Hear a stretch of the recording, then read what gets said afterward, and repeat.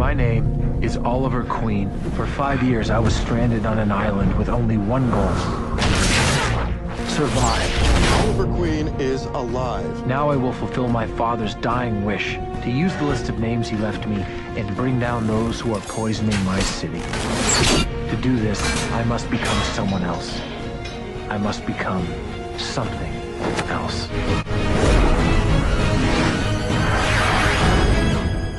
Hello and welcome to the Arrowfans UK episode review podcast. This one will be focusing on episode 12, Tremors. I'm Bradley and I'm joined today as usual by Corey. Hello Corey. Hi guys. So, this show is obviously getting very predictable since we managed to predict 3 things last week that happened in this episode. We had Roy finding out about Oliver's identity, Sarah returning at the end, and the fact that it was Amanda Waller who was going to visit Bronze Tiger in prison. We're getting good at this. We are a bit, yeah. And I got another prediction lined up towards the end of the podcast, so it could be very interesting. So, to talk about the episode in general, what do you think of it? I'd say probably since we've had the winter break, this is probably the strongest episode so far. I think Bronze Tiger's return wasn't too bad. We obviously didn't have any... Well, we had a little bit of the arrow snapping with the claws, from what I remember. I rewatched it, and I only noticed it on the rewatch, that it was... When was it? It was... I'm just looking through my notes. It was when they were in the Malcolm Merlin's house, when he fired the first arrow. He snapped that arrow. Well, on the plus side, that was better than last time, so... yeah, he snapped quite a few last time. Yeah, So. Yeah. Anyway, we're getting off tangent there. So. No, but I thought a lot of the storylines were nice. I thought the Roy approach was good. I thought the flashbacks and the present day kind of mimicked one another slightly. But we'll go into depth on that a little later. But yeah, on the whole, I've got a hell of a lot more positive things to say this week than I did last week. Well, it wouldn't take much, considering we had, 3 positives last week? Yeah, about an hour or so of odds and ends to tie us up. Yes. I think the main thing I liked about this episode was the fact that Bronze Tiger and Laurel were both tolerable. That's just an achievement in itself. I know, kudos, right? Obviously it's the best one since Christmas, because it didn't take much. No. There were a lot of good things about it. I think it's probably not in the top 5 of the best in the show, but it's up there. Yeah. Maybe 6th. Yeah. You're close. You're very close. Let's talk a little bit about Sarah, because it's the shortest thing, I reckon. It was kind of obvious that we said last week that she was going to be back at the end of the episode. We thought it was obvious that Oliver was on the phone to her in the club. Yeah, definitely. As I said in your notes, wouldn't have been Quentin. Only other person it could have been was Blood. And she's not exactly going to be going with Blood, considering he was... Well, I don't think she knows it, but he was the one that reported the drug problem. Yeah. And she thought he was a killer. Yeah. It wouldn't have really been the most productive person to come to her aid. No. And bringing Sarah back in it's gonna get her from the rock bottom place where she is now to sort of bring her up a little bit more. Yeah, definitely. Did you notice the guy sitting at the bar? I did. I didn't actually notice it the first time, but when I rewatched it, I honestly didn't have any clue who he was. He had that little capsule or something. He's definitely looking at Laurel go. I don't know what that capsule was, if he spiked a drink or if it was a recording thing, or I don't know. Well, it may just be me, but in the scene that went from the club to the last scene, she seemed to become very, very much more drunk than she was. That's true, actually, yeah, because she basically collapsed when she got back to her place. Yeah, maybe she had a lot more olives. But yeah, I reckon he's from the League of Assassins. And obviously watching Laurel would be a good way to kind of almost know when Sarah's going to come back. Yeah, and I mean it makes sense because you can't really see it being anything to do with blood now because they've basically got her out of the picture. Obviously we know what the next episode holds, so it makes the most sense. Yeah. And obviously they've already targeted Quentin, so target someone else. Yep. For change. Don't be repetitive. That's what I say. With Laurel, I mean, I think it might just be that Katie Cassidy actually did better in this episode than she has done before, because the story wasn't much different to how the last couple have played out. Yeah, I'd agree with that. She just seemed better. Yeah, I think it was the first time I think the last few episodes, the severity of her situation or whatever, I didn't really find her that convincing. I think it was the first time I found her being, drunk, out of control and all that. It just felt quite convincing for the first real time. I think, especially in the club, I actually felt embarrassed for her then, so successful, I guess. Yeah, I mean, that was a good one. To be fair, she was in 4 scenes and the first 2 weren't all that great for her. No. But she pulled it back in the club one and the small amount she was in the last one. Yeah. I mean, she's still not great. No. And we still don't like her that much, but she's getting there. She's trying to work her way back. Yeah, well, I'm sure she'll get there in the end.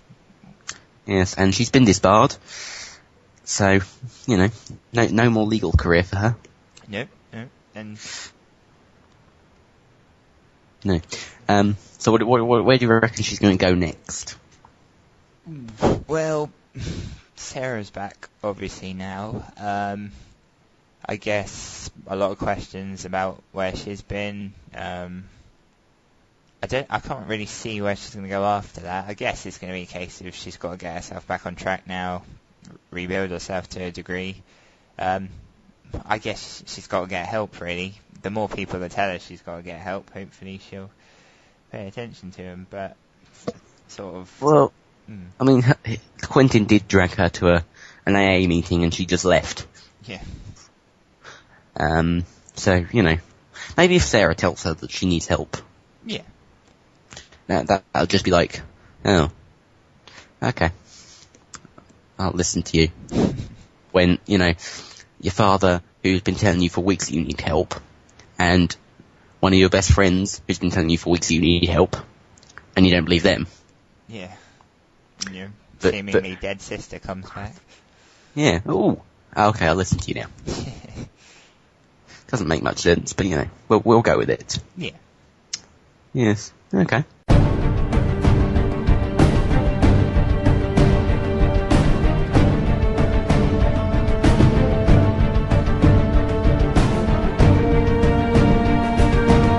Okay, so we're going to move on and we're going to talk about Roy.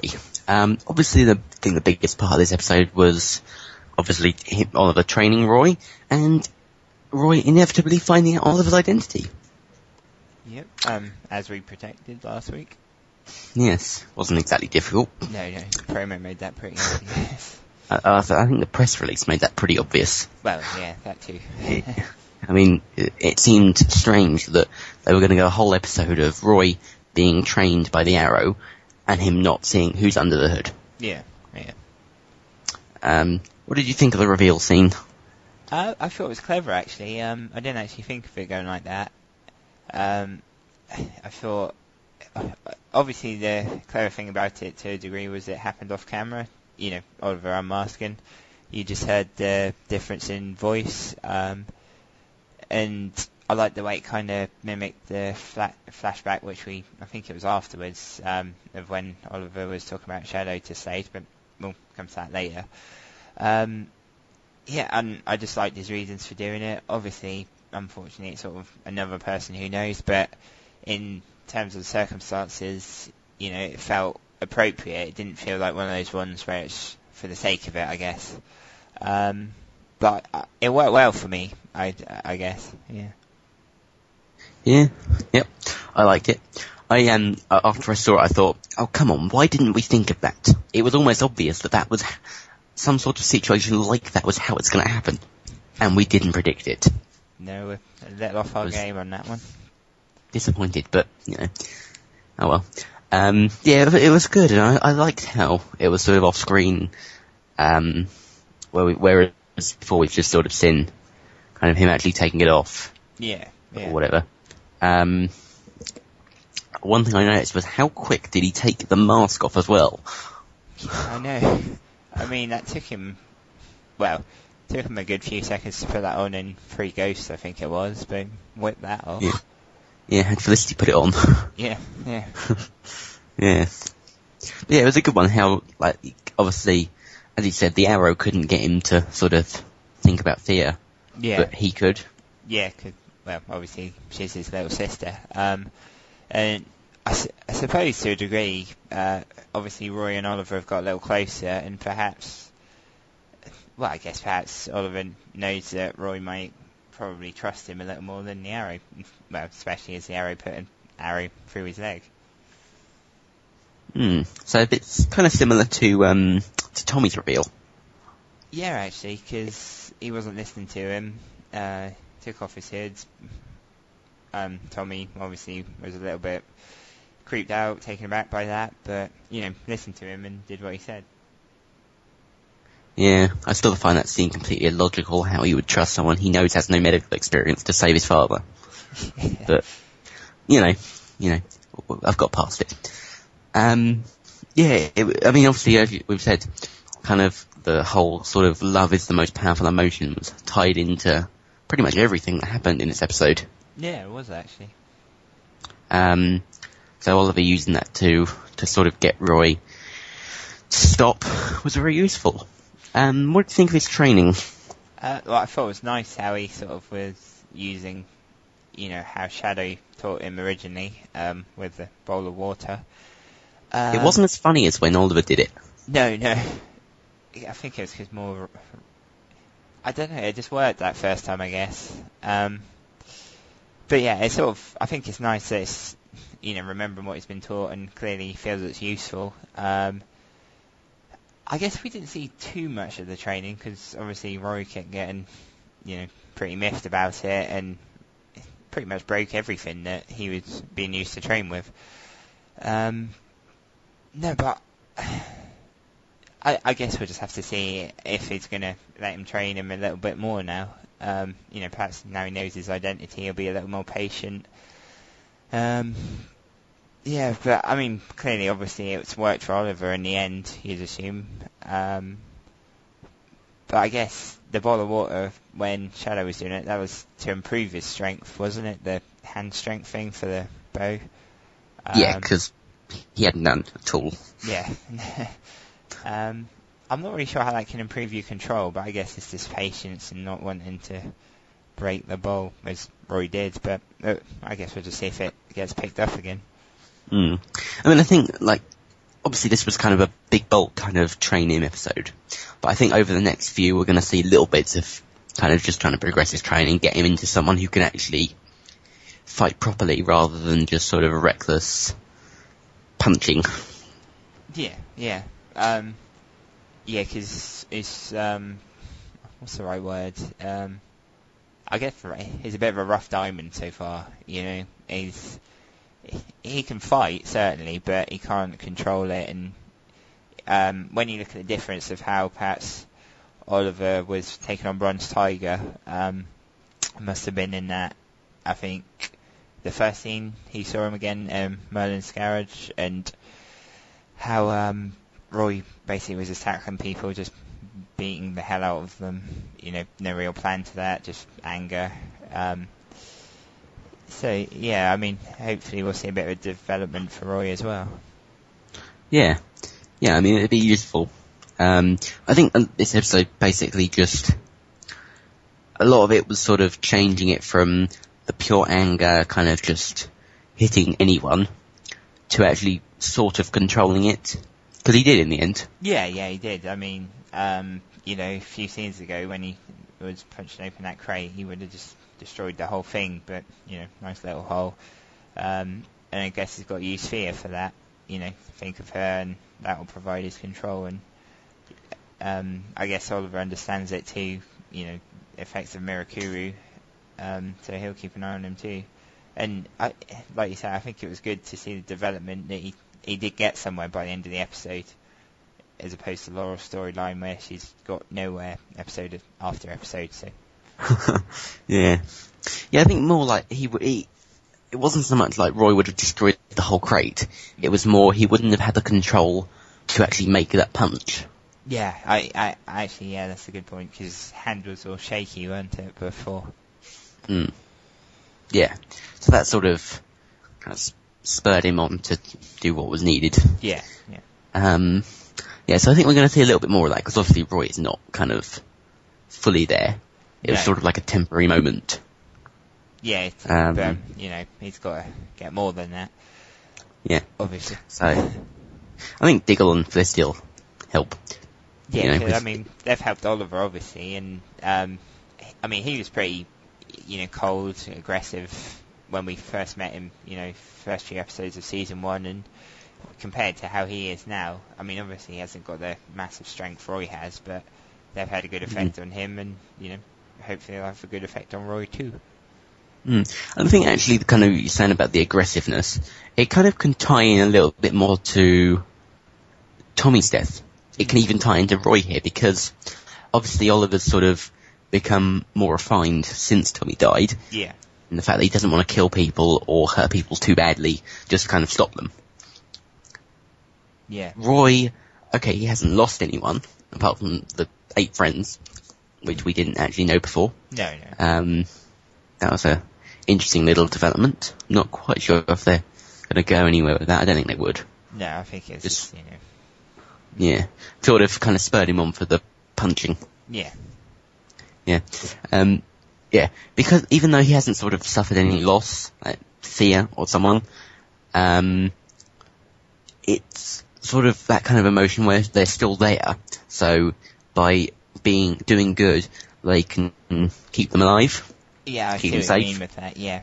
It's sort of similar to the way that Oliver, not like really similar, but vaguely similar.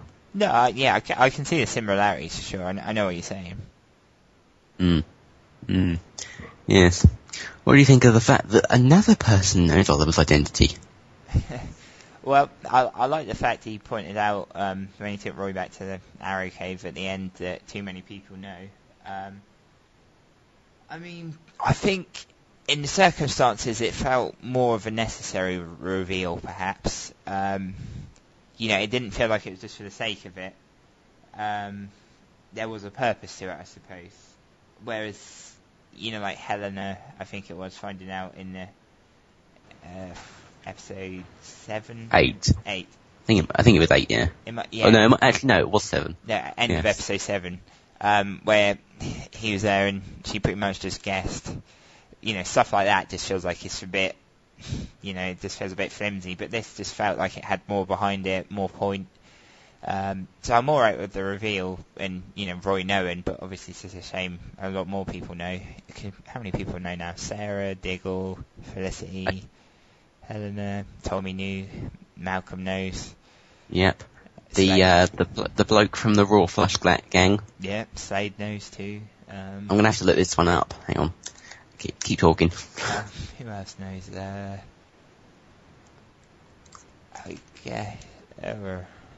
I'm sure there's more. I think there's more. Keep us up here. Right. Let's just load the list. I reckon we've got to about 12 or 13.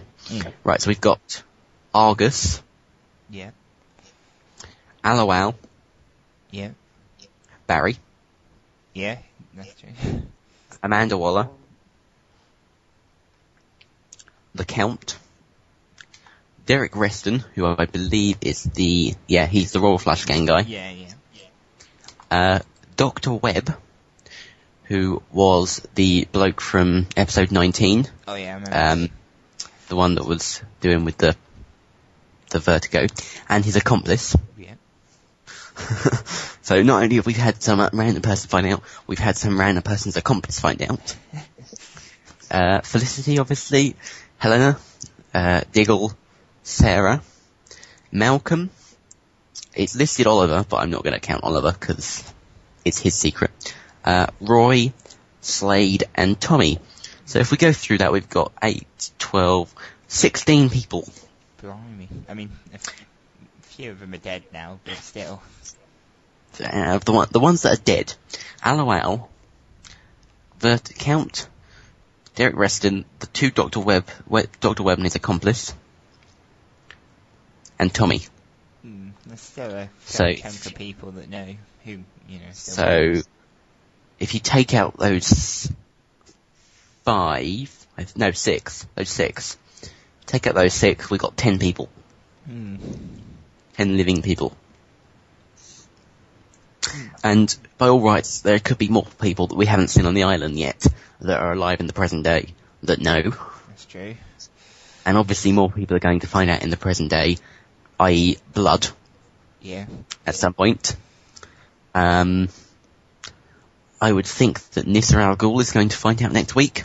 Yeah, I wouldn't be surprised. I mean, they might already know anyway. I don't know.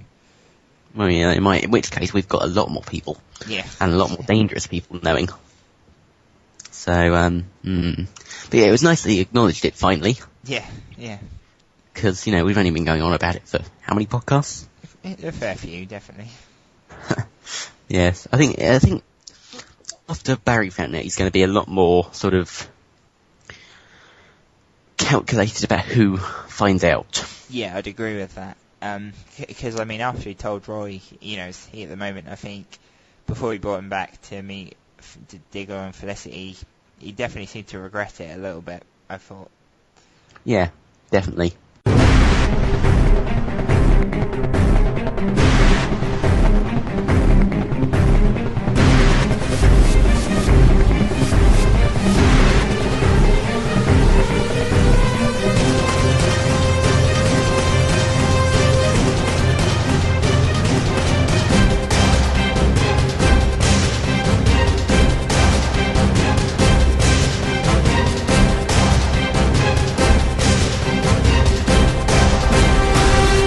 Okay, so we're going to move on and we're going to talk about Moira.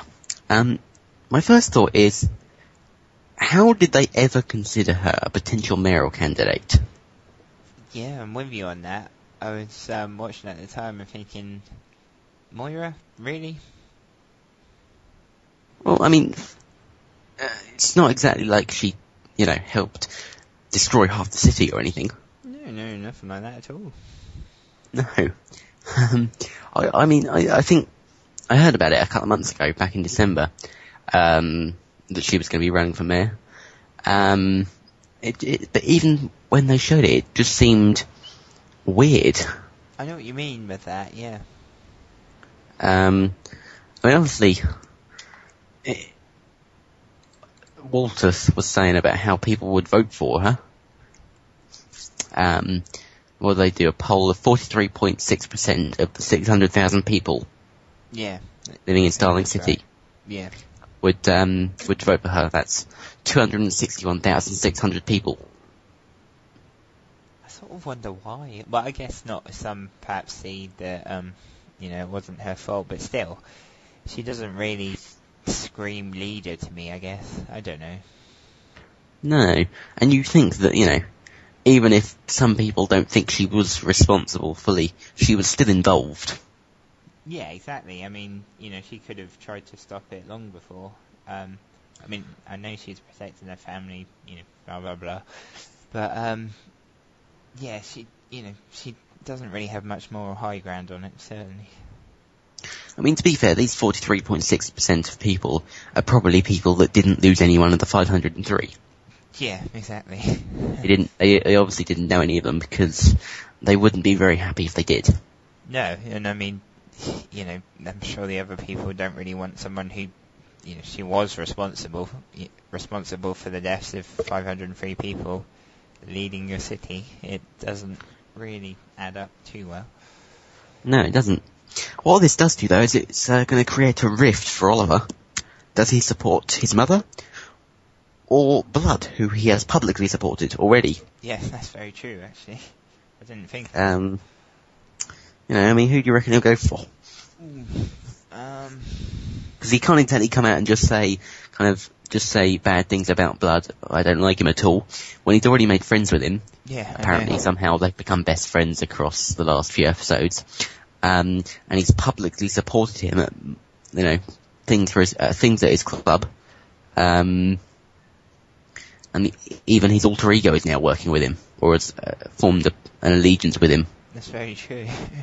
It's just like, he can't really kind of come out and do that, kind of just go against whatever he's been saying for the last few months. But then again, he can't exactly just ignore the fact that his mother's going for mayor.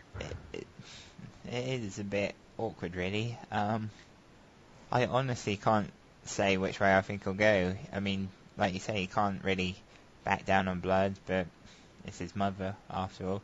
I guess it just depends whether he thinks it's a good idea or not.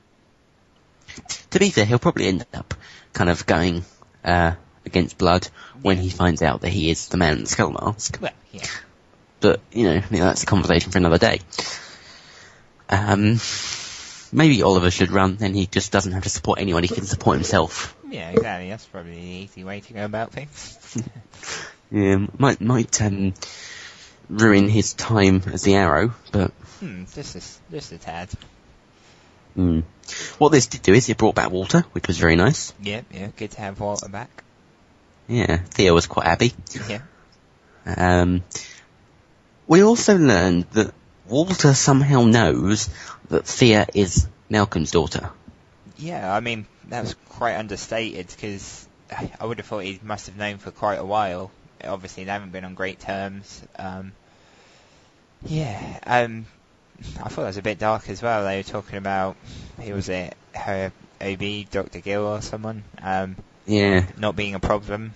It came across rather darkly, but I'm guessing that's just to do with bribery or something. But I was going to say, on the rewatch I thought, maybe they're just going to bribe him. But on the first thing I thought, are they talking about killing him? Yeah, I thought the same. That's a bit worrying.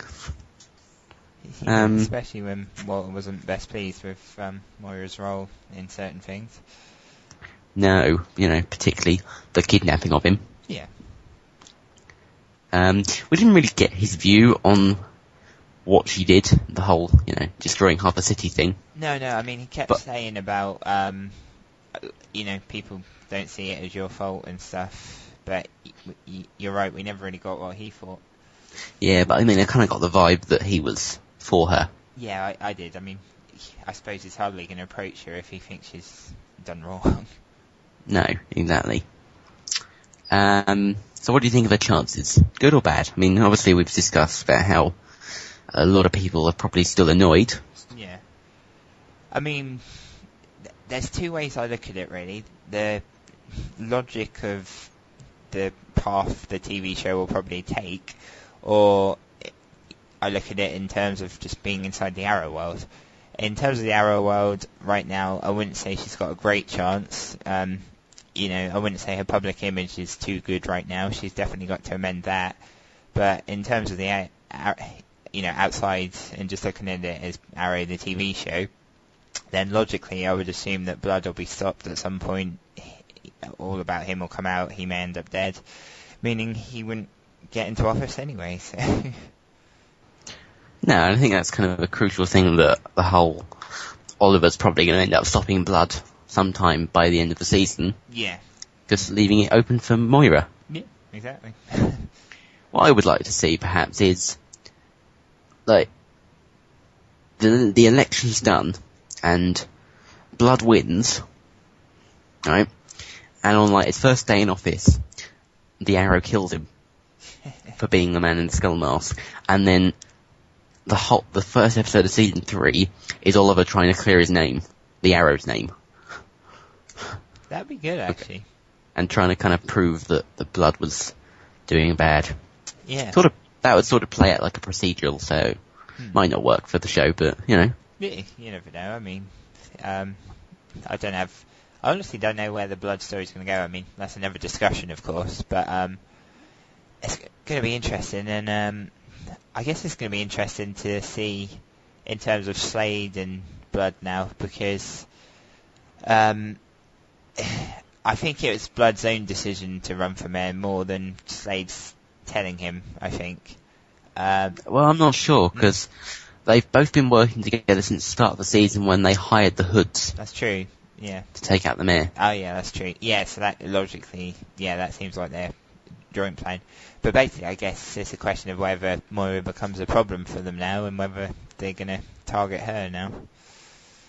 And, it's fit into Slade's plan anyway, because he knows I was going to say, they're probably going to target her anyway. Yeah, exactly, actually, yeah. Because, she's Oliver's mother. Yeah, and Slade's not Oliver's biggest fan right now. No. Maybe Slade should run. Yeah. That'd be quite fun. Probably end up like a dictatorship or something in the end. No, just erase Oliver and all his friends from the world, then it'd be fine. Yeah. Happy days. Yeah. No more show, but, we could just kind of go on a show of Slade, Mayor of Starling City. Just come like a soap. I'm not sure it'd have the same success as Arrow, but you never know. Following, yeah. I think so. Well, I've heard the CW is looking to rebrand their market. Why not do that? Just kill off all your main characters. Yeah. Just make it into a soap. Yes. Don't think it'll work. I wouldn't watch it. No, I don't think I would. Yes. Pretty sure that's all with Moira. I think it was nice that Thea kind of was the convincing factor. Yeah, definitely. Thea even though she didn't have a big role in this episode, she had a big role in this episode. I know what you mean, yeah. So she wasn't featured, but she had quite an influence in where she was. Obviously with Roy and Moira. Yes.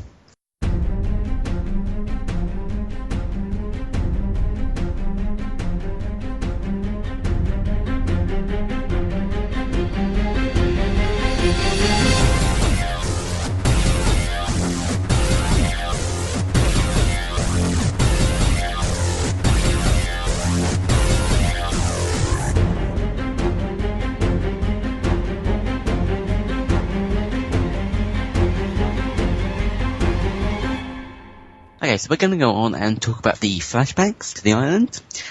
There wasn't actually all that much kind of on the island.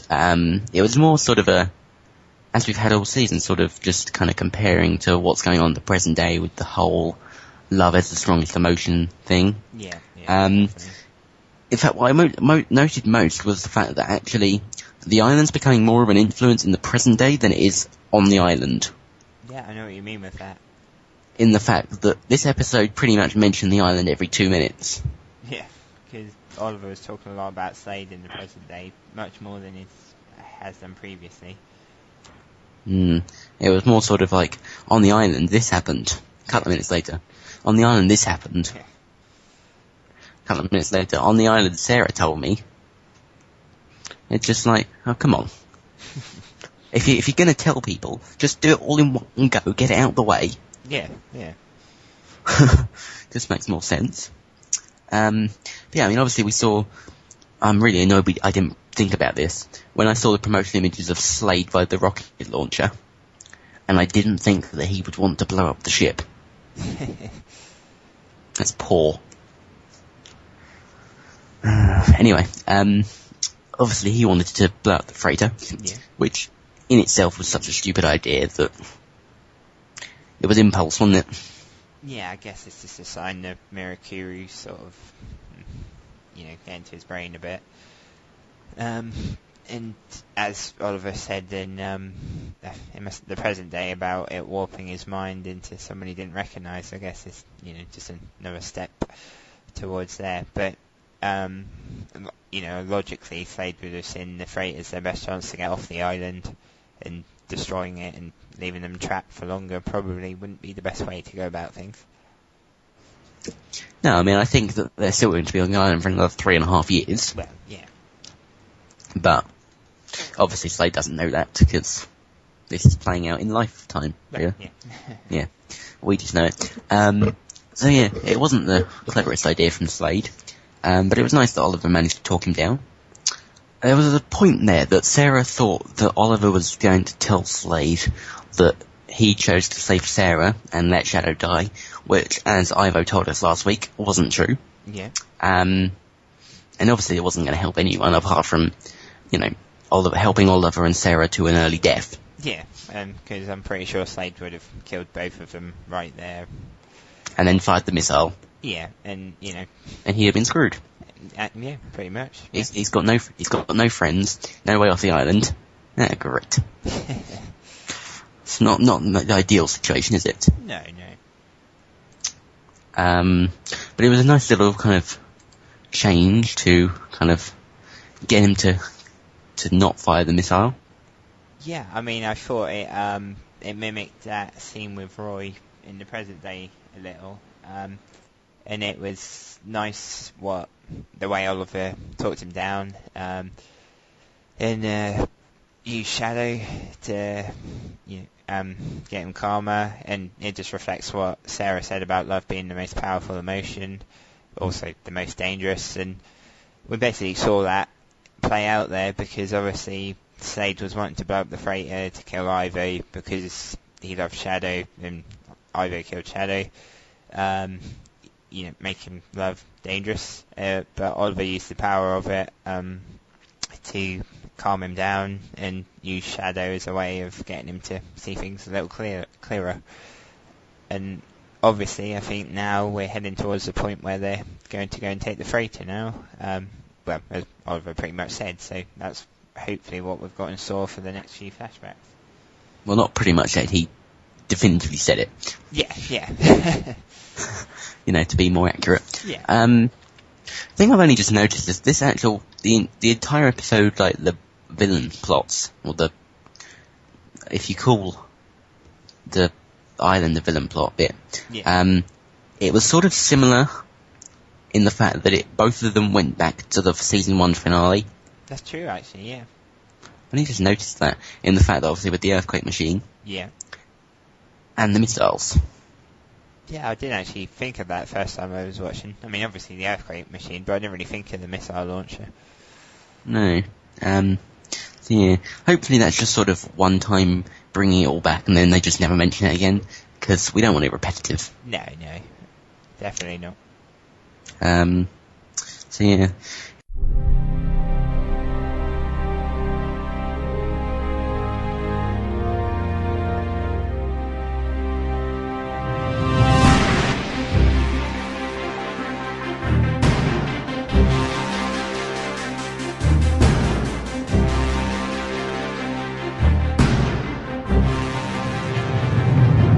Okay, so we're going to go on and talk about some odds and ends of this episode.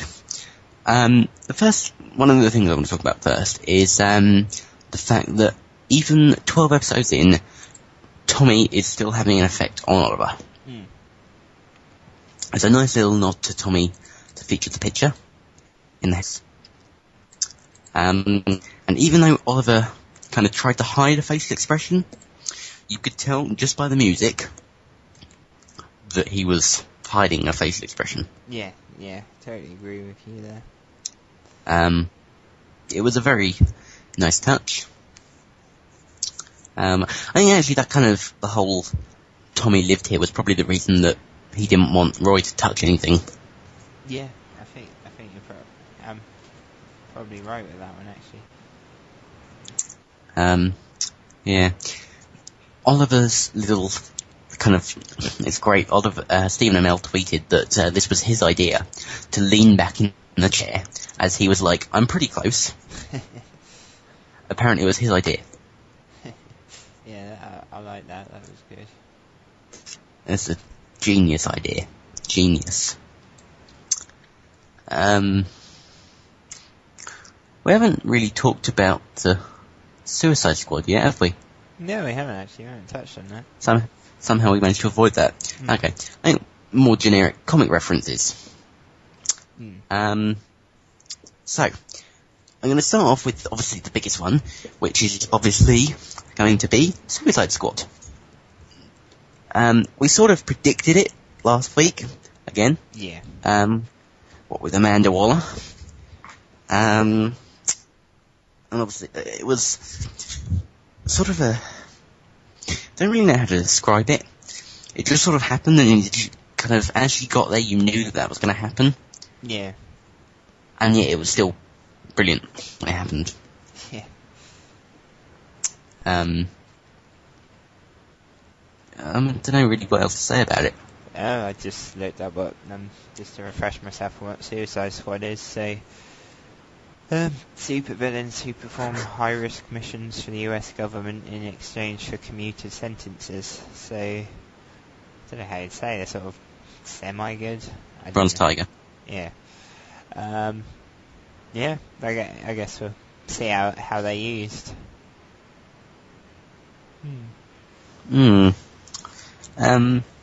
Yeah, I mean, obviously, I think Deadshot was one of them, if I remember correctly. Yeah, you're right with that, yeah. Yeah, so he's going to get in there somewhere. Yeah. This means another Deagle episode. Yeah. Probably. Yeah, I mean, it's a nice little point, as Stephen Amell tweeted correctly. Legendary DC references. Yeah. Quite big. We talked before about Arrow versus Malcolm versus Suicide Squad. Yeah, and you never know. We now know the Suicide Squad. Well, they've been acknowledged more so in their show. We know Malcolm's back, so that might be another thing we're right about.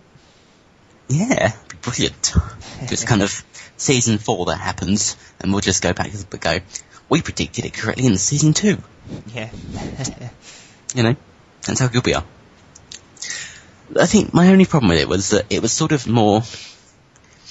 they have to go somewhere with it. If they just sort of ignore it now, kind of never mention them again, it's pointless. Yeah, I'd agree. It's just sort of dropping the name just for the fun of it. It's like Ra's al Ghul. They did the Ra's al Ghul name, and then, 4 or 5 episodes later, we've got his daughter coming in. Yeah. That works. Yeah. If they never mention the Suicide Squad again, it's totally pointless. Yeah, definitely. Yeah, I mean, you sort of like to see it crop up, at least once more in this season, because obviously... Well, maybe not this season. Yeah. I'm not saying, has to happen next week or whatever. It just has to happen at some point. Yeah, you don't want them to just, keep... I don't know, I guess just keep name dropping it and doing nothing with it, because, that's just there for the sake of it then, and it's definitely something that I think's got potential to work and potential to go somewhere. So hopefully they're laying the groundwork for some future... well, I'm sure they are, but, all being well, this is the groundwork for some future plots. Yes, it is. The other comic reference that I picked up on is Markovia. Yep, got that too. I don't know anything about it. The only thing I remember is that a lot of people were making an uproar about it when they heard that that it was going to be the Markov device from last season, the Earthquake Machine. Quite a few people heard of it then. I'm not quite sure what kind of, anything that has in the comic reference in the world. I'm just looking it up right now, sorry. Yeah, I mean, I'm sure it's quite a big thing, and that guy wanted to destroy it. It's a small country in Europe ruled by the Markov family, apparently. That was it, yes. I did look it up before. Okay, But, I couldn't remember what it was. Yes. So, someone doesn't like that place. No, certainly not. I wonder if we'll ever find out who. Yeah, I think it was mentioned, I'm sure it was mentioned at least once as well in season 1. I know the Markov device and that, but I'm sure the Markovia itself was actually mentioned. I might have to... No, we had, there was someone Nanda Parbat. We had Nanda Parbat. Yeah. But I don't remember Markovia. Yeah, you might be right, actually. I only remember the Markov device and the fact that the scientist that Malcolm killed at the start of episode 22 was Dr. Brian Markov. That's all I remember. I could be wrong. I think I'm thinking of something else actually. Uh, No, I think I'll have to look that up later. But it's not Markovia. I'm sure of that now actually. Just ignore me. Let's move on. Fair enough. Okay. Yeah. As we've said before, the comic reference is sort of going up to a new standard this season. Yeah, definitely. We've certainly had more of them so far. Well, what was it? The count I had about 40 odd. Yeah. At mid-season. Yeah, I remember that. Yeah. Yes. So can only hope for more.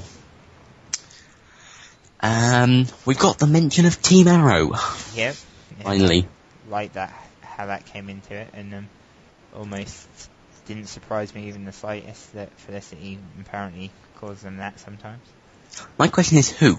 Who does she tell that Team Arrow? That's true, actually. Who does she say it to?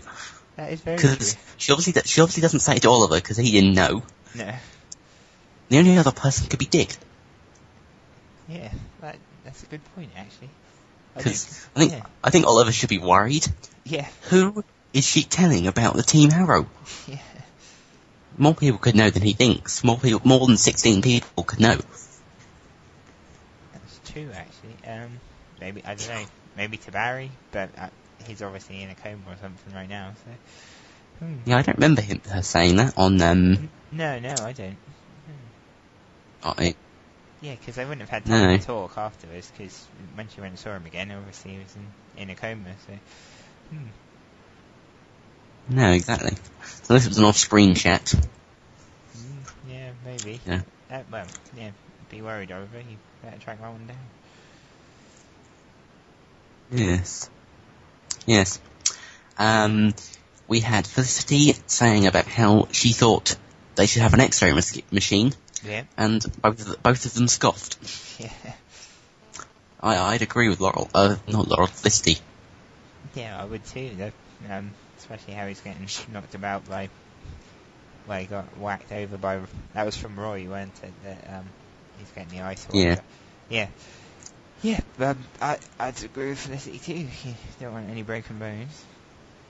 Yes, and staying with Felicity, the thing that I picked up on, it was hilarious, and it still makes me laugh rewatching it now. The fact that her face was so serious when she asked, what was he there to steal? Merlin's art collection. She had such a serious expression on her face. I know, yeah. It was brilliant. Yeah, it's fantastic. Felicity, although she's been not featured very much recently, other than, in the Lovers Spat in episode 10. Yeah, that's true. She's still quite good. Yeah, sort of. I suppose steal the show isn't the right word, but I suppose you always, you don't like. What's the word? Whereas Laurel's sort of screen time, particularly last week or perhaps the week before, has kind of annoyed us. You never really feel the same with Felicity. If she's on screen, you don't really complain. She's good to watch. Yeah, I agree there. Roy has forgiven Oliver for the leg shooting. Yep, that's true. I love that when he's kind of walking down the stairs. About, you did put an arrow in me. Forgiven, by the way. Yeah, I think Oliver I don't think Oliver really realised that Roy still might be annoyed. Yeah. Yeah, there was no actual acknowledgement to that too much from Oliver's part. Yeah. I love how Roy immediately just went to the dark place of, is this where you take me down to kill me? Yes. It was quite funny. A continuity error I picked up on. Oh. Not so much not so much continuity, but the timing of the fact that it wasn't in real time. The earthquake device went off 14 seconds before Oliver blew it up. Alright. Just saying, because there was a minute and 14 between the bloke pressing the button just to trigger the 1 minute timer. Yeah. And the crate blowing up. So they all died 14 seconds before the device got blown up. Bugger. Just saying. It's a real shame.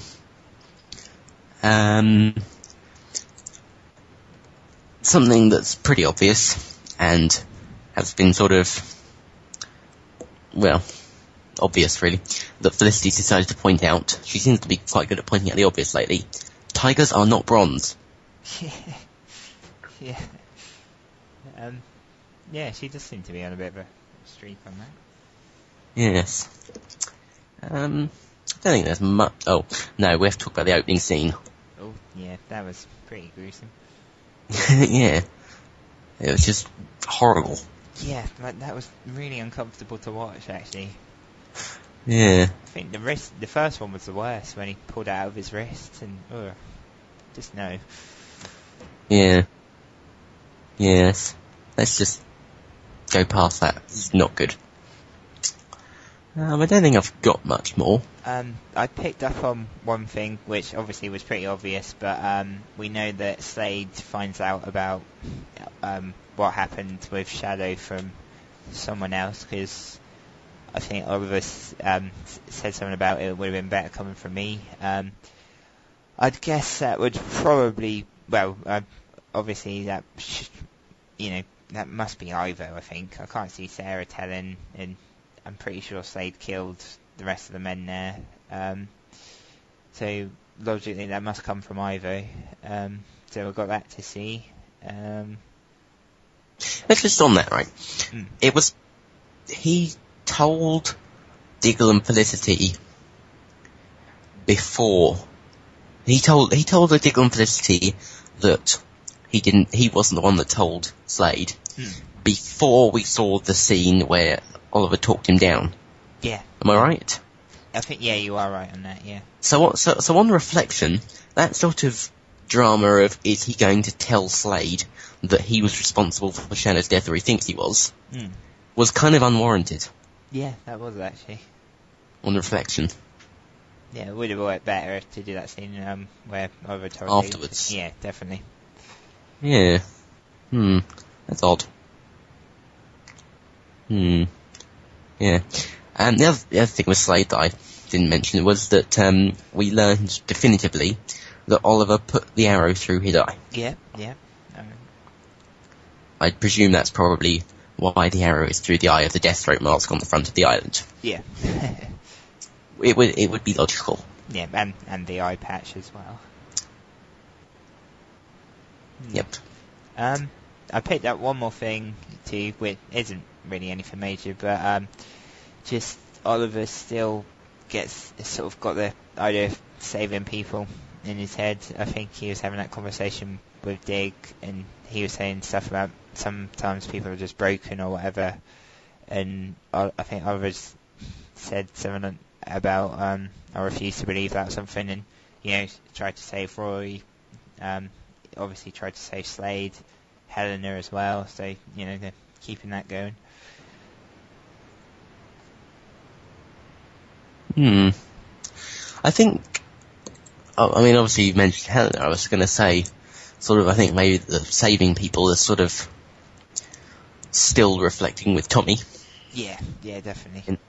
In the fact that not only does he not want to kill people, he also wants to save more people. Yeah. In the fact that he couldn't save Tommy. Yeah, I see that. Yeah, I think you're right with that one. Yeah. The only other thing that I could pick up was that Paul Blackthorne was in, 2 scenes? Yep.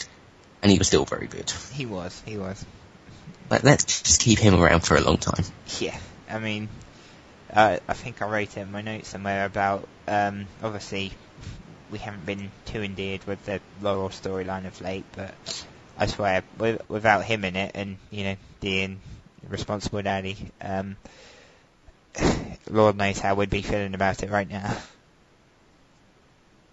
Yes, I think without Quentin, this storyline, it's just kind of, instead of actually, when you're watching the episode, just see Laurel on screen, skip forward a little while. Yeah. Yes. Yes. Definitely. Yeah. I think that's pretty much it. I can't think of anything else. Nope, I've got nothing left in my notes that we haven't covered. Neither have I don't think. No. Oh, no, there is one more thing. So, Roy can punch through a crate that's able to withstand a bomb, according to Oliver. Yet when he punches somebody in the face, they have a normal amount of bruising. Yeah, surely he'd probably cave in half their skull. Yeah, with one punch. Yeah, you'd think so. Yeah, maybe these people have had, like, metal skulls put in, or something. Because maybe, maybe the bronze tiger, because when he's punching a bronze tiger, maybe the bronze comes from that's what he's actually made of. Yeah, you never know. And that's why it didn't ruin his face completely. Bronze skeleton, that's a new one. That'd be weird. That would then give reason for the name. Yeah. So, yes. Even his claws aren't bronze, so, yeah. No, that makes no sense. Yeah. You can at least do that. Yeah. So, well, he is a comic character. Well, yeah. I blame the Arrow production people for just not getting the right props. Shocking. Yes. Okay.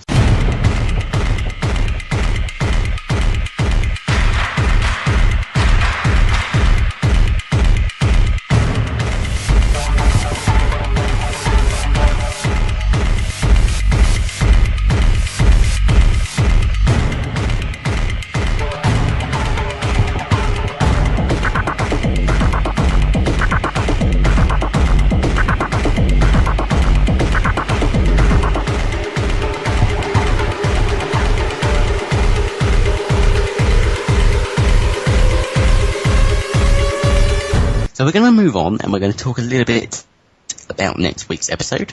Got the press release here. It starts off with Alec Kingston and Katrina Law from Spartacus, which is also where Manu Bennett is most commonly known from, guest star. So we're really excited about the return of Alex Kingston and her brilliant American accent. I can hardly wait. I've been excited all week. Which we love so much that we almost, we like Laurel more than it. Yeah, we do.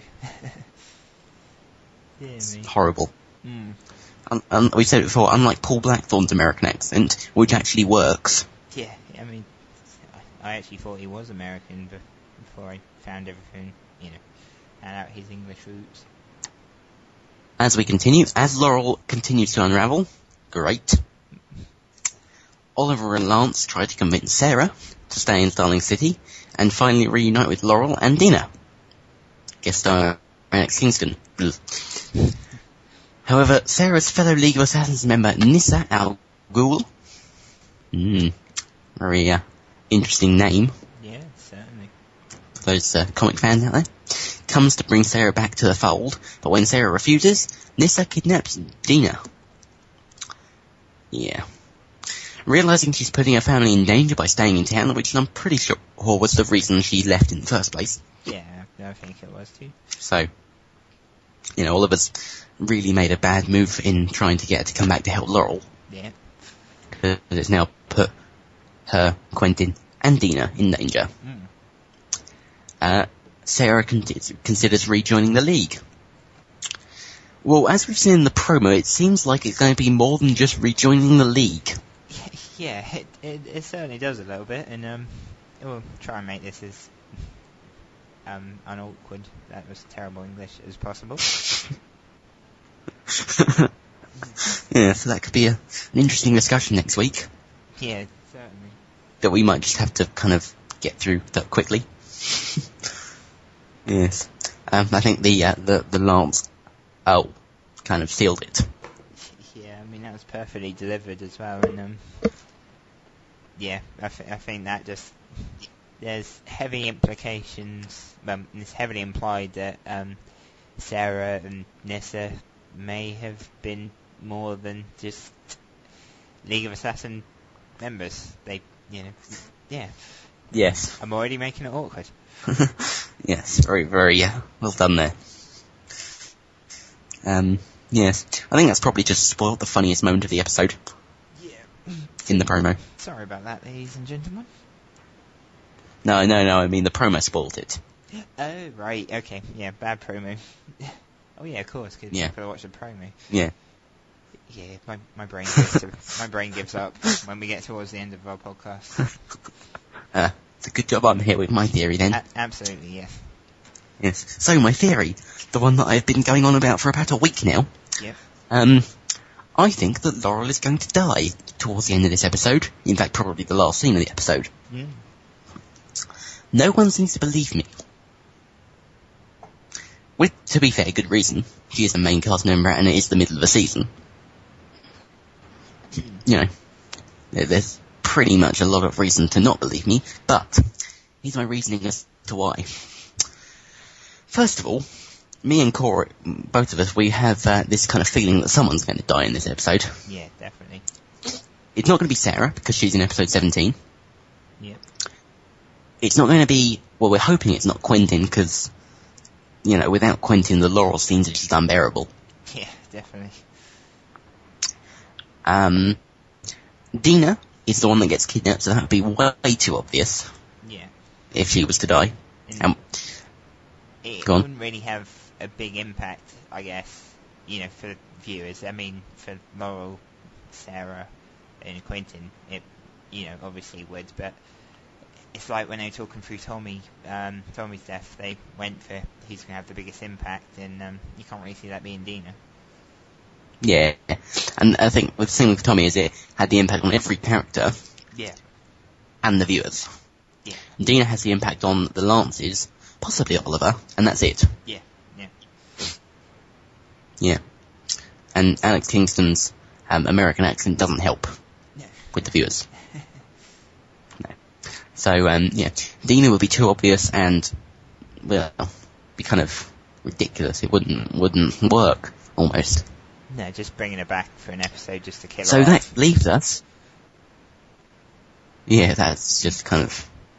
You know, I mean, I think we probably sort of discussed this back when she was in it, that maybe they could just kill her off, because of the American accent. Yeah. Might have been a while ago, but you know. Yeah, so that leaves us with Laurel.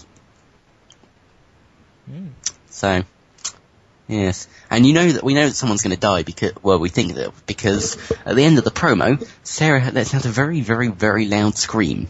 Yeah, it's not just... So unless she's gained the supersonic screaming ability,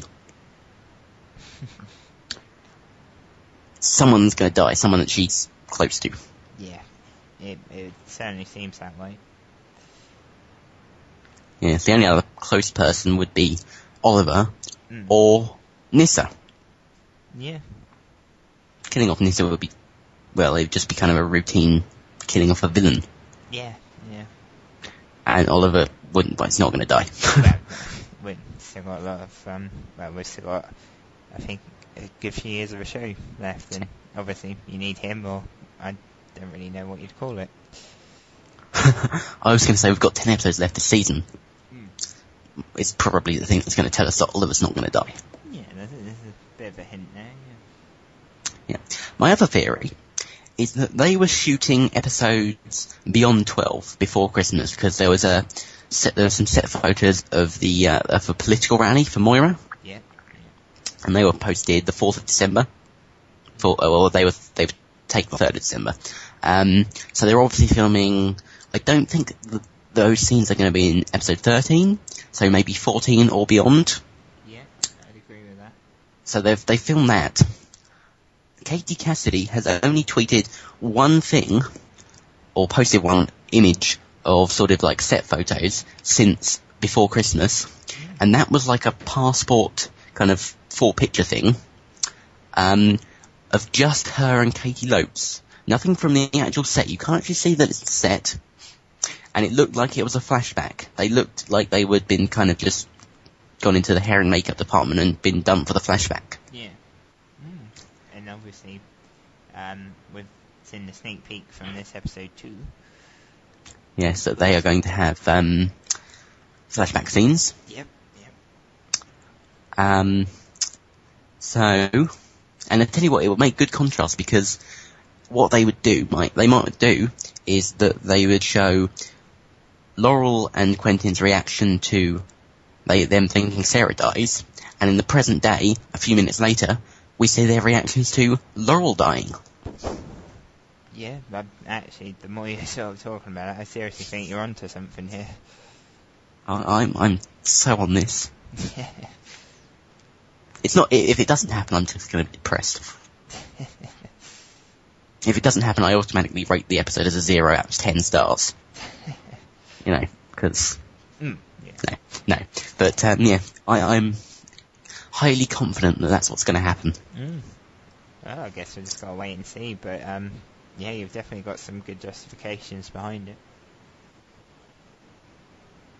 Yes, I think there was something else, but I can't remember what it was. But, yeah, it's not as if I need much more. Yeah, you've covered it quite well. And it would definitely... I mean, I've seen a thing... I can't remember if I posted it or not. If I haven't, I will. A little snippet of someone being voted... having to have a vote of putting them in the Arrow Cave. I wouldn't say that Roy was so much voted. Would you? No, I wouldn't. So maybe Laurel dies, and then the Team Arrow votes Sarah into the club. And that's why she's still around in episode 17, because she doesn't leave. She stays with the Arrow team. That's true, actually, because obviously if Laurel dies, she's hardly going to suddenly leave and leave. Well, I'm pretty sure if Laurel dies, what she's going to do is... What's going to happen, right? Here you go, here's the extra bit. Okay. Laurel's going to die at the very end of episode 13. Episode 14 is going to be Sarah and Oliver, right, trying to kill all of the people in the League of Assassins that come for them. Basically just giving the message that if you come near us again, we kill you. Yeah. Basically, and that sort of side of things. And then she sort of joins the team because whereas before she sort of left to protect them because they know they'll be in danger if she's still around, instead being around is what's keeping them safe. Yeah, that's a good point. It's just all coming together. Yeah, and I do know episode 14 features the Clock King. Yes. But the name of the episode is Time of Death. And obviously it's related to Clock King, but you never know, may have double meaning. Yep. Yes, I'm very excited to see if I'm right. Because, you know, being right about Roy is quite obvious, but this is a big thing to be right about if I am. Yeah, and we'll have to certainly pay a lot of attention to that next week if you are right. Yes. I think we've talked about... there's not much else, but I mean, it's going to be kind of a very League of Assassins centered episode. Yeah. And the flashbacks and stuff like that, so, yes. I can't think of anything else. Can you? No, I was, no. No? Okay. Well, I hope you've all enjoyed this podcast, and we will see you next week.